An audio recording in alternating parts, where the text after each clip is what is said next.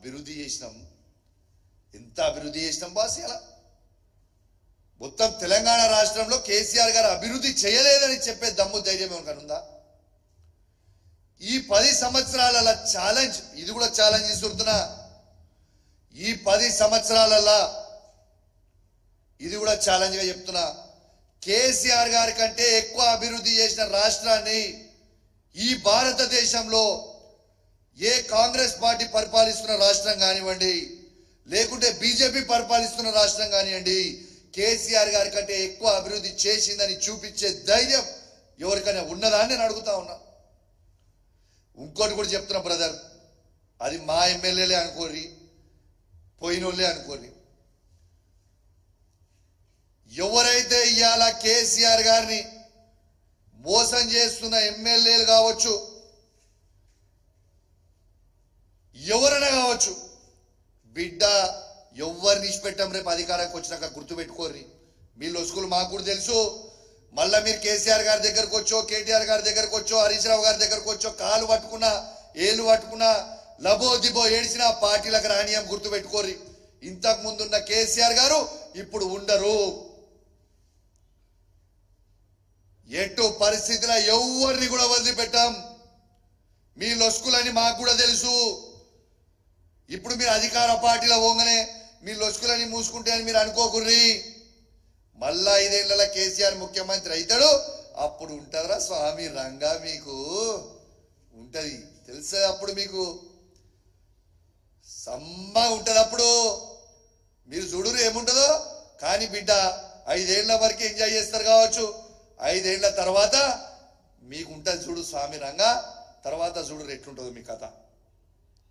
మీకు ఒక్కటే ఎగ్జాంపుల్ చెప్తా బాయ్. నేను పార్టీ కంటే పెద్ద ఎవరం కాదు, మీరు ఒక్కటి గుర్తుపెట్టుకోరు.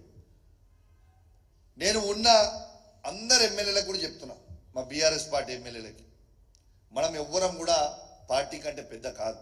ఉదాహరణ మీకు చెప్తా, మా హుజరాబాద్ నియోజకవర్గం గురించే మీకు చెప్తా. ఇలా హుజరాబాద్ నియోజకవర్గంలో ఆనాడు టీఆర్ఎస్, బీఆర్ఎస్, ఆ రోజు టీఆర్ఎస్ ఉన్న పార్టీలో ఈటల రాజేందర్ గారు నంబర్ 2గా, కేసీఆర్ గారి కుటుంబం తర్వాత నంబర్ 2గా వివరించింది. పార్టీ ఇష్పెట్టి పోయిండు హుజరాబాద్ నియోజకవర్గంలో. ఇలా పార్టీ ఇష్పెట్టి పోతే పార్టీ బతకలేదా? ఇలా తిరిగి మళ్ళా బీఆర్ఎస్ పార్టీ జెండా ఎగిరేలేదా? కాబట్టి పార్టీ లేని మనం ఎవరం లేం. మనకు మనం ఎక్కువ ఊహించుకుంటే బొక్క బోర్ల పడతాం, గుర్తుపెట్టుకోరు. ఈటల రాజేందర్ గారు పడ్డట్టు బొక్క బోర్ల మనం కూడా బొక్క బోర్ల పడతాం. కాబట్టి తస్మాత్ జాగ్రత్తగా ఉండురి. పార్టీ కంటే పెద్ద ఎవరం కాదు. ఇవాళ మన అందరం కూడా కేసీఆర్ గారి పుణ్యాన, కేసీఆర్ గారి బొమ్మ మీద, కేసీఆర్ గారు చేసిన అభివృద్ధి మీదనే మన అందరం కూడా గెలిచినాం. ఎవ్వరు కూడా మర్చిపోకండి. కాబట్టి ఈ కష్టకాలంలో ఎమ్మెల్యేలుగా మన అందరం కూడా కేసీఆర్ గారికి అండగా నిల్చుందాం. మన బీఆర్ఎస్ పార్టీ కార్యకర్తలకు అండగా నిల్చుందాం. మన బీఆర్ఎస్ పార్టీని కాపాడుకుందాం. మన తెలంగాణ రాష్ట్రాన్ని కాపాడుదాం. దయచేసి మళ్ళా కేసీఆర్ గారిని గద్దె మీద కుసబెడదాం.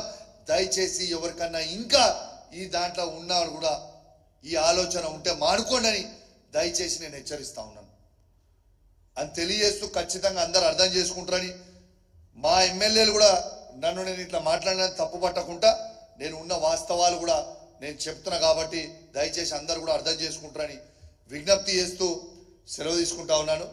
జై తెలంగాణ, జై కేసీఆర్. భయ ఒక్క నిమిషం ఒక్కటే పాయింట్. కొందరు ఈ కళ్యాణ్ లక్ష్మి విషయంలో వచ్చేవరకు ఇంకొక మాట కూడా చెప్తున్నారు. కాబట్టి నేను అది కూడా క్లారిటీ ఇస్తున్నాను, ప్లీజ్ మీ ద్వారా తెలవాలి. కౌశిక్ రెడ్డి గారు అధికార పార్టీలో ఉన్నప్పుడు, ఎమ్మెల్సీగా ఉన్నప్పుడు, ఆనాడు ఉన్న ఎమ్మెల్యే ఈటల రాజేందర్ గారిని పిలవలే కదా అనేది ఒక ప్రశ్న తెస్తా ఉన్నారు. నేను